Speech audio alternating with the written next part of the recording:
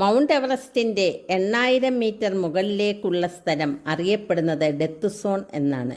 ഇവിടെ വെച്ചാണ് കൂടുതൽ ക്ലൈംബേഴ്സ് മരണത്തിന് കീഴടങ്ങുന്നത്. ഇവിടെ കാൽ കുത്തുന്ന സമയം മുതൽ അവരുടെ ശരീരം മരിക്കാൻ തുടങ്ങും. അവിടെ നിന്ന് 850 മീറ്റർ മാത്രം ഉയരത്തിൽ എവറസ്റ്റ് കൊടുമുടിയുടെ ഏറ്റവും ഉയർന്ന ഭാഗം ദൃശ്യമാകുമ്പോൾ ഒരു ഭ്രാന്തമായ ആവേശം അവരുടെ ഉള്ളിലേക്ക് വരും.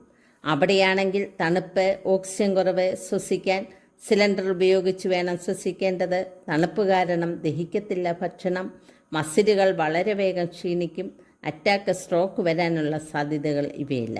ഇതുകൂടാതെ മറ്റ് അസുഖങ്ങൾ വേറെയും. സ്ഥലകാല ബോധം പോലും നഷ്ടപ്പെട്ടേക്കാം.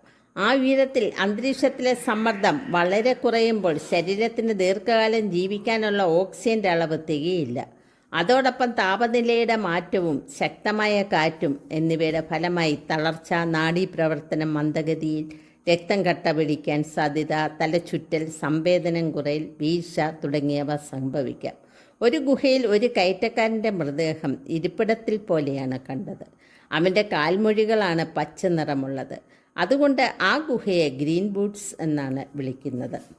ഈ സമയത്ത് മനുഷ്യൻ അവിടെ പരമാവധി ചെലവഴിക്കാൻ കഴിയുന്ന സമയം 16 തൊട്ട് 20 മണിക്കൂർ മാത്രമാണ്. അതിനുള്ളിൽ തിരിച്ചിറങ്ങിയില്ലെങ്കിൽ ജീവൻ നഷ്ടമാകും. നമ്മൾ വിചാരിക്കും കയറ്റമാണ് പ്രയാസമാണെന്ന്, പക്ഷേ അതിനേക്കാൾ പ്രയാസമാണ് ഇറക്കം. ആ സമയത്ത് ഷെർപ്പകൾ നേപ്പാളിലെ ഒരു ഗോത്രവർഗമാണ്. എവറസ്റ്റ് കീഴ്പ്പെടുത്താൻ വരുന്ന സാഹസികർക്ക് വഴി കാണിച്ചു കൊടുക്കുന്നവർ. എവറസ്റ്റ് കയറിയിറങ്ങാൻ ഏതാണ്ട് 45 to 60 ദിവസം വേണ്ടിവരും. ഇത്രയും ദിവസത്തേക്ക് വേണ്ടിവരുന്ന ഭക്ഷണം, ടെൻറ്റ്, മറ്റ് സാമഗ്രികൾ എല്ലാം കൂടി നല്ല ഭാരം വരും. ഇതൊക്കെ ചുമക്കുന്നത് പരിശീലനം സിദ്ധിച്ച ഷെർപ്പകൾക്കാണ്. ടെൻസിംഗ് നോർഗെ 6 പ്രാവശ്യം എവറസ്റ്റ് കീഴടക്കാൻ ശ്രമിച്ചിട്ടുണ്ടായിരുന്നു. 8596 മീറ്റർ പിന്നിട്ടപ്പോൾ മോശം കാലാവസ്ഥ കാരണം തിരിച്ചിറങ്ങേണ്ടതായി വന്നു. വിജയത്തിൻ്റെ തൊട്ടടുത്ത് ചെന്നിട്ട് അത് ഉപേക്ഷിച്ച് തിരിച്ചിറങ്ങുന്നത് എത്ര ഹൃദയഭേദകമാണ്. ഈ വീഡിയോ ഇഷ്ടപ്പെട്ടെങ്കിൽ ഷെയറും ലൈക്കും ചെയ്യുമല്ലോ.